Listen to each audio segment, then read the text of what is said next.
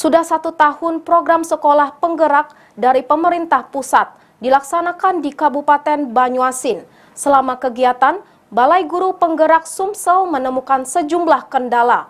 Di antaranya, masih banyak ditemukan guru yang kurang percaya diri.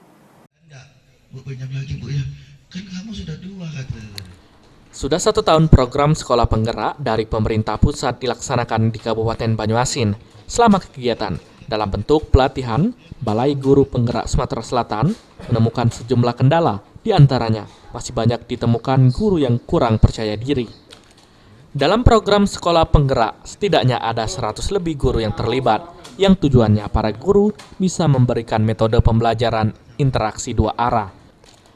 Kepala Balai Guru Penggerak Sumatera Selatan, Oherela Ermang menuturkan, masih banyak guru yang kurang percaya diri dalam mengikuti kegiatan ini. Oleh karena itu, dirinya berharap ke depan guru Banyuasin lebih percaya diri. Pertama mungkin nggak pede, karena dia mungkin belum berani untuk eksis ke dalam kegiatan ini. Sebenarnya ketika guru itu dia tahu bahwa dia itu bisa dan mampu. Khusus Banyuasin, Bu ya? Khusus Banyuasin, nah, itu bisa bergerak bersama. Yang pertama, yang kedua mungkin merasa bahwa kesempatan belum diberikan kepada yang lain. Ini butuh kerjasama semua, motivasi dari guru yang lain kepada guru yang lain, bahwa semua guru itu mendapat kesempatan yang sama. Nah, harapannya tidak hanya beberapa sekolah dan guru yang bisa terlibat, harapannya semua ini di Sumsel ini bisa terakomodir dengan baik.